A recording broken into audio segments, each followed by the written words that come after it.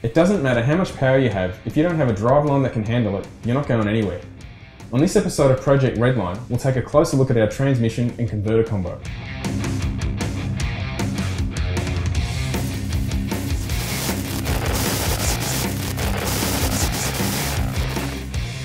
Okay, so the age-old argument, auto or manual? The only gearbox we'd probably want to put behind our car that's a manual would be a clutchless, but they're expensive to buy and can be expensive to maintain. So that being said, we've gone the automatic route, as have many sport compact racers of late. The benefits of an auto. Not only are they fairly consistent, but the price. For a full spec Jatco transmission, you're looking at around 5,000 Australian dollars, and they're rated to about 600 rear wheel horsepower, and in a car like the Mazda, you're looking at a low 9-second pass, maybe even an 8 on a good day. If you were to put a manual gearbox behind that, by the time you buy the box, a decent twin plate clutch and a bell housing, you're probably looking at double that price. The other part of the driveline we have to take in consideration when we're setting the gearbox is the differential. Now again, we've gone for the Japanese 9-inch, which is the Hilux diff. They're a good, strong, meaty diff, but 2 step off the line with a manual is really going to hit that hard, whereas the Transbrake Auto is a little bit softer. So again, the auto comes out on top. Another reason we've gone for the auto for now are the tyres. At the moment we're running slick tyres on the car. That's because it's 100% brand new and sorted. It's easier to get a car down the track on an average track or an unsorted car on a slick tyre. But long term we'd like to run a radial, and running a radial in a manual gearbox, well, in short, it's hard work. Okay, with that decision sorted, it's over to the black art of torque converters. So now let's head on down to TCE and talk to the team there to give us a bit more info on what a torque converter actually is and how it works. Well, we are at Torque Converter Engineering, or TCE, as everyone knows it is, and Jason here is going to give us a bit of a rundown on how torque converters work. Here we have just a basic 9.5 inch to suit a C10. We have the impeller on top. The impeller, the way it actually works, this is actually connected to your pump inside your transmission. The fluid actually comes out through the turbine, through the impeller, comes flying through here, then it comes into your impeller, straight through, back up, and then into your stator. And what the stator does is adjust your stall speed. So if you didn't have this stator here, when you actually took off from lights, while the outside's spinning, the turbine's actually still because the input shaft's holding it there. As soon as you take off, if you didn't have that stator, this would struggle to move. So it'd make the car very slow out of the line. When you put the stator in between, this is what helps your torque multiply and also changes the direction of the fluid, which ramps the speed up. When you take off until it gets to stall speed, this is in a lock position. When it gets to its stall speed, you're probably about 50%. The impeller's about 50% speed to the outside. The impeller then freewheel. And when you get up to your top RPM in the car, you're probably about 90% impeller compared to your actual impeller. And you've got naturally all different styles of stators. Now we make a few of our own for different sort of stall speeds, different vane amounts, different styles. We're actually doing a few at the moment where we're just doing some 3D printing and making sure we're happy with the style before we actually go into the process of making them. With your stall speed, if you've got a rotary one, you'll have a smaller converter if it's a 13B. Depending on your turbo size, what sort of porting you do, will depend on how much, what stator we put in, what clearances are, what impeller angles are, and whether we put a multi-vane or a least vane turbine. And the bigger the turbo, the more stall speed you need, and the laggier the engine is. So if you've got enough RPM above, you can make it a loose converter. So you were saying earlier, if you just decide to crank in a heap more boost, that's obviously going to affect your stall speed. Yeah, if you had say a 6,000 stall speed with 10 pounds of boost, you move up to 25, it could increase it to 7,000, 7,200. Yeah. That's why you've got to tell us the actual, what you're going to do with the car, how much boost you're going to put in it, and if you're going to do another engine later, actually tell us, I'm going to build a bigger engine later, I'm going to put 40 pounds in it, and we'll make it so it may not suit both, but we'll be in the ballpark. Now we also CNC machine some of our own billet bases. You can use a standard style. These are just a lot stronger, a lot better built, and it's a precision unit, so It all gets made on the CNC machine. I don't know, it's just easy balancing wise, because when they CNC machine, they actually test it afterwards. So they've got like a 3D machine that goes around and checks all the surfaces to make sure everything's concentric. Compared to when you're welding a piece on, naturally you'll get a bit more weld in one spot than you will in another. So no welding means better balance. So what size converter is in our Mazda? You've got a 7.5 inch. For your sort of power level, that'll be fine. You know, if you're going a lot more boost, you could go up to an 8 inch. But it's all dependent on RPM as well, how much RPM you're going to put in the engine. If you're trying to do something a bit more streetable, the 7.5 really works well. If you're trying to run mid to low 9s, 7.5 and 8 inch, they work both depending on your RPM. Yeah. You've got a couple of variances in between with your Sprague or mechanical diodes. This one here, you can hear it clicking. This is like a spring and strut. So when it engages, the strut locks down inside it, and that's what holds all the power of the engine. You know, that's for your big horsepower, leaving off trans brakes, etc., nitrous cars, where you go to your normal style, which is like a spring and roller. And so they've got actually rollers inside. And depending on which one it is, you can have a heap of rollers, or they can be a caged roller if it's a race segment Sprague. But naturally, trans brake and that, I always prefer to go to the mechanical diode type. With, say, a low torque engine like a rotary versus, say, a big block, is the only difference mainly the size of the converter? Yeah, size and also your stator and angles, depending on how much stall speed you need. Yeah. Like a big block engine, you'll have, even though say it's got a 5,000 stall speed, you'll put it in a nice tight converter, so it'll drive even better because you've got the cubic inches. You know, a small block Chev, you have to put a bit more stall speed in because it doesn't make as many foot-pounds. Our Mazda, the stall speed is just whatever it'll make, is it? It doesn't really have a... Yeah, it all depends on how much torque you put in it. Yeah. So the more boost you put in, the more torque you make, and that's where your stall speed will go to. So it can vary, you know, a fair bit if you leave the line on 10 pounds or 20 pounds. It'll adjust how much stall speed the engine will have when it leaves. So it may not lock up until, say, 7,000 if it's got a lot of boost in it? Yeah. And then you rev it 8,500, and then when you shift top gear, it'll drop back to your 7,000 thereabouts. Okay, so that's a closer look at the TCE stall converter. Hopefully that's cleared up a few misconceptions about how stall converters work.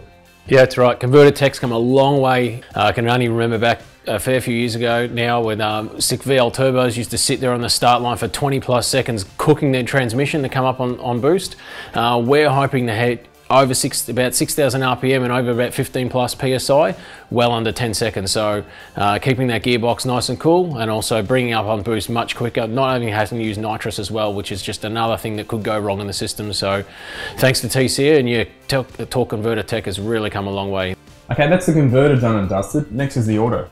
That's right. So when it comes to auto choice, auto transmissions, there's a fair few commons out there that are used in drag racing. You've got the 2-speed GM Power Glide, you've got Turbo 400s, C4s, and of course, the Jatco that we're using here. The Jatco was chosen just because the factory bell housing bolts straight up to the rotary engine that we're using. So easy there, no need to go and buy an expensive conversion adapter plate or adapter bell housing. So that's probably the easiest one there. 2-rotor engine, no nitrous. The Power Glide's probably not the perfect choice with only 2 gears. And a Turbo 400, just a bit bigger, heavier transmission. It's going to soak up a bit more power to drive that engine with that little 2-rotor engine. So the Jatco was the easy choice, and that's the one we've gone with. After a chat with the team from KEAS, the decision was made and the Jatco was locked in. This unit is far from standard. Starting from the front, we have a custom 4340 large diameter input shaft. The input shaft is a known weak area of all stock autos, so it's very important to get a big beefy shaft in your box if you want to go hard all day long. It also has increased clutches, which increase the working area of the clutch pack to be able to handle more power. A meaty 4-pinion planetary, a big upgrade from the factory 3-pinion, is fitted, and a billet 2nd gear piston allows the best 2nd to 3rd shift possible. The forward drum is broached to increase its strength. Most importantly, it has a manually shifted trans brake equipped valve body for those super fast launches and accurate shifts.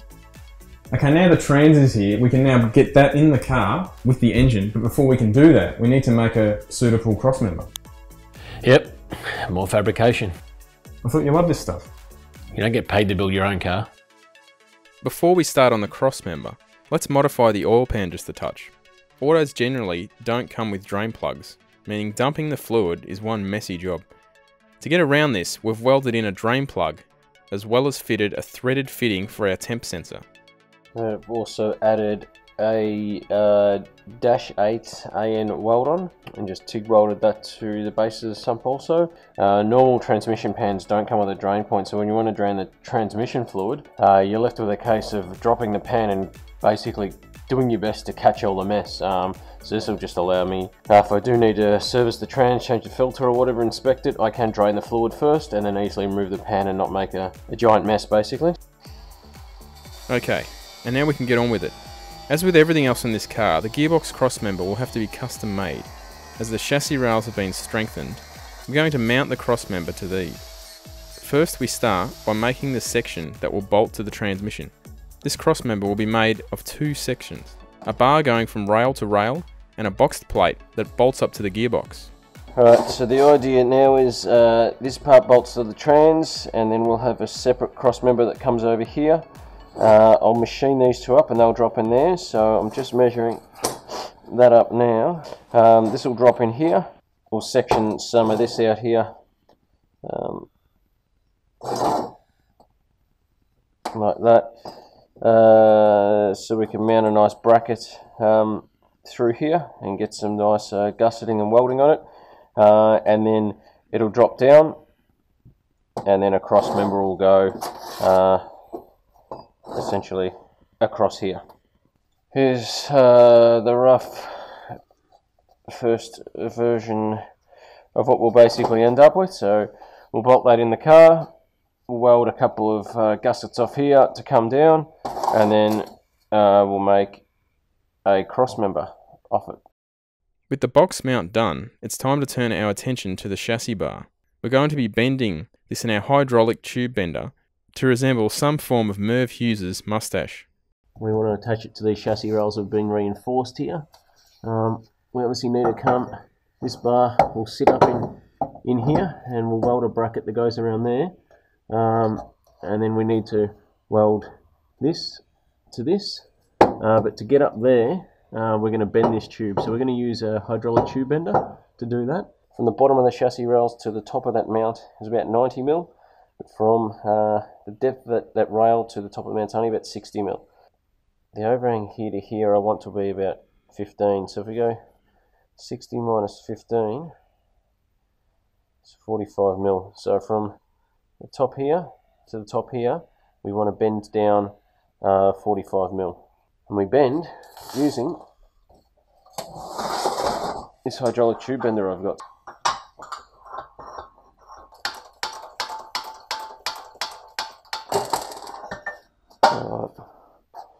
So you can see now it's starting to get a bit more of an aggressive bend. See now we're right up there where we want to be. So what we can do now is bend these side bits and then cut them back.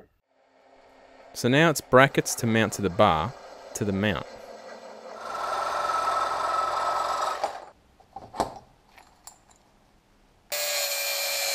With those cut and welded in place, it's time to look at how all of this will work. After all that, these are all our individual components. We've got our poly bush. So what we do is we insert that in here. Our transmission mount. Put that in there. Obviously not going to use this galvanised bolt. I've got a proper high tensile bolt for it. Push that through there, push it through there. Alright, so this sits up at the gearbox. This is the cross member that goes from rail to rail. And we'll be welding that to that essentially right there. So if the gearbox is there, this is how it's going to sit in the car pretty much. All we have to do now is we'll bolt this to the car. We'll make some brackets that go through the box in on the rails for that. We'll bolt and then we'll tack that in place on those rail brackets, and then we'll just put the gearbox in position. It's about 2 degrees pointing down, and then we'll tack this into place, undo that, and we'll lift that out and weld all that as one piece, and then we'll paint it all up, and that will be that. And then we can finally order the few last components of the car, like the tail shaft and whatnot. So let's get the chassis brackets made. The crossmember just tacked in place. That's exactly what it looks like. So we'll rip it out now, and we'll TIG weld the rest. Alright, so here we are, finished product.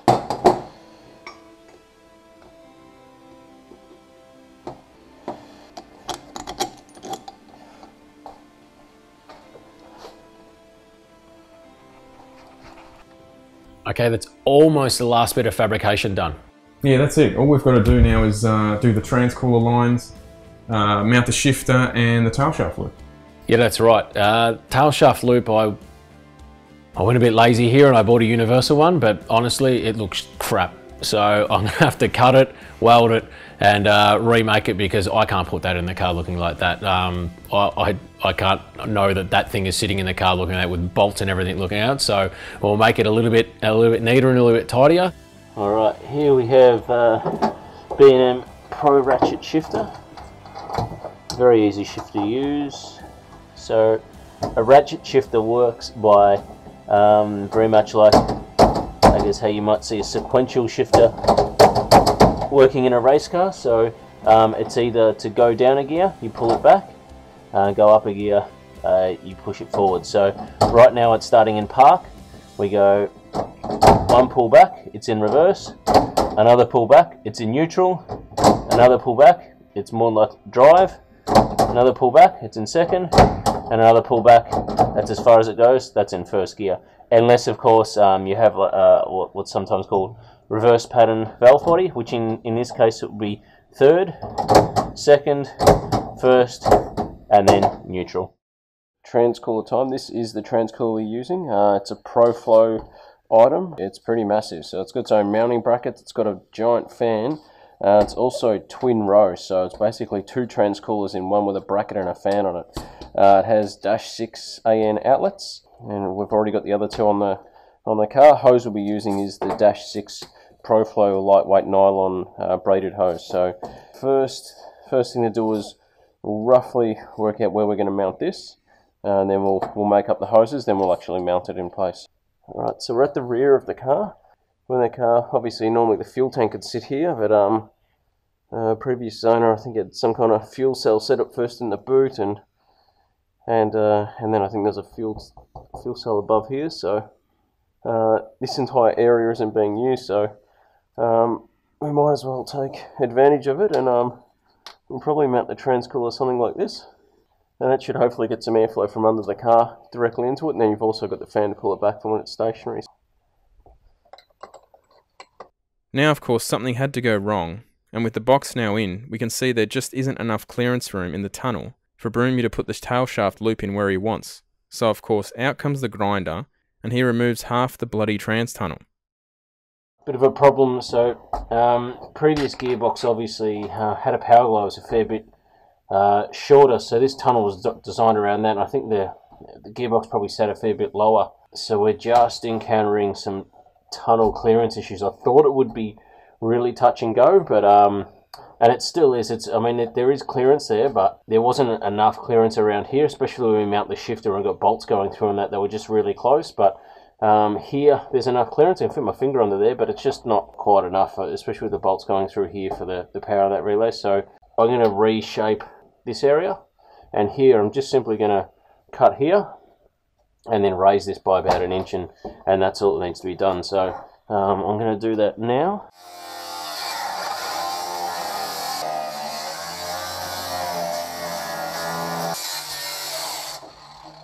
With that done, it's time to make and mount the modified tail shaft loop.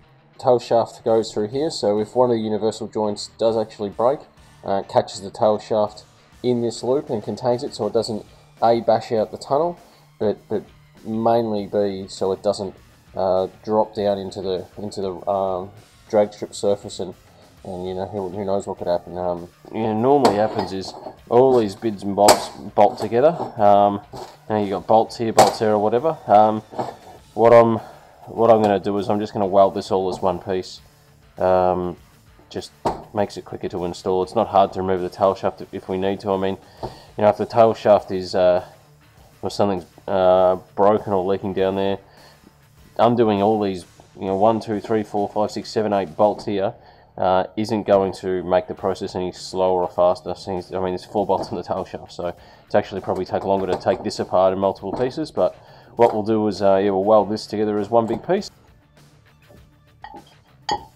We'll join the 2 pieces together. It's all TIG welded, and we've put one of these brackets on. Obviously, you can see we've fairly extensively modified it from where it would normally be in this universal sort of style with all the holes and all the different bolts normally line up. So we've just tacked it in place. You can see with the 3-inch drive shaft in there, once you've got bolt heads in there, there's not a lot of room. So welding it like this in one piece actually gives a fair bit of room on all the way around on either side of the drive shaft. So because the tunnel is still standard, pretty standard at that point, it don't have a lot of room to put a big thick drive shaft loop like this in there. So welding it's pretty necessary to get the results that we need.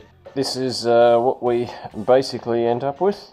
Obviously the floor's at different levels, so that's why the bracket looks the way it does, but sits there perfectly. So sits like that pretty much in the car. You can see here, now there's heaps of clearance for our large 3-inch tail shaft. With this mounted in the car, it's time to sit back and look at the to-do list one last time and smile. Okay, I think that's about it for this episode, yeah? Pretty much. There's only a couple more brake lines I need to do, and then we can start reassembly. Yeah, okay, well in the next episode, we'll basically just put the rest of the car together because there's really nothing left to do. And then I'll remember about another 20 other jobs I have to do because race car. Yeah. Okay, don't forget to subscribe and hit that bell so you receive notifications as soon as the next video installment comes out. Give us some feedback, write in the comments and let us know what you think. It doesn't matter how much power you have, if you don't have a driveline that can handle it, you're not going anywhere. On this